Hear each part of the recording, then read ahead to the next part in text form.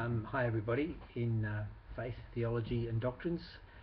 Here at the end of week 3 of the semester, I thought it was timely to make some direct communication with you, well, at least slightly more direct through YouTube video than through emails. A couple of things I wanted to talk about. One, well, actually they're both related to the tutorials. One, just a reminder to you that the tutorials are up and running, and I do apologise that it was a bit patchy to get things going then at the beginning, with trying to juggle and bring the face-to-face and online cohorts together.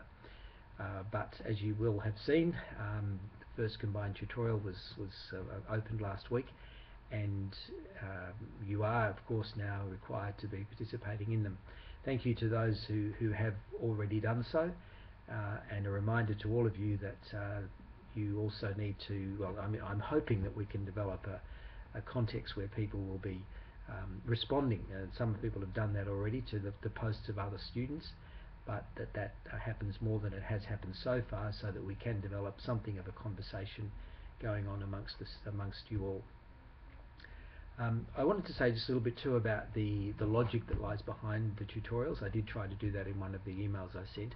I suppose one of the traditions of tutorials has been to give people 30, 40, 50 pages of something to read and then have a conversation about the themes that might have emerged in that reading. I've become quite frustrated with that approach in recent years, and have now been doing this quite different approach, which tries to bring an issue to very sharp focus, both in terms of the reading and the question that's being asked. And my logic behind that is to use the tutorials as a way of giving you some hooks to hang on as you go through the learning process during the semester. So hence this very focused way that I'm developing, and inviting of you a very focused response as well, which I think is very important, particularly in an introductory unit like this, to really try and pin down and nail what it is your learnings are. So I hope you're finding that helpful. And just finally, I wanted to say a little bit about the responses that have so far been made in that first round of the first combined tutorial. I really appreciated the conversations that were, or the responses that were being made there, and particularly honing in on the limitations of Barth's metaphor of theology being planned, or built into his metaphor of the theology like cathedrals or pieces of art and being masterpieces. Yes, it's got its limitations, and theology, if it's overly planned, then how can it be creative? But I think, as I was reading through the responses, my own sense was that perhaps Barth would have been better, not to avoid the point he was trying to make, but perhaps better to have used a word like intentionality.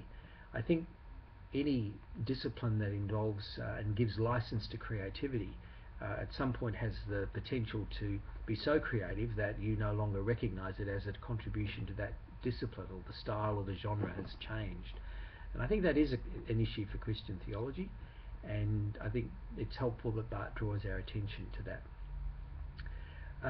Also appreciated Bethany's question about, well, would the non-technically trained people who are called to have an interest in theology understand what Barth was saying?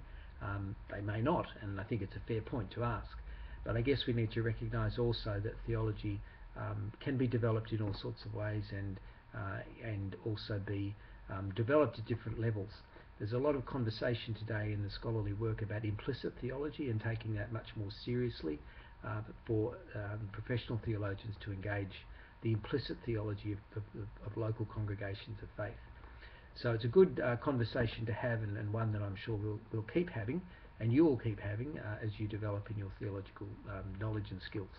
So thanks for listening, and look forward to further engagement with you through the tutorials as they go on.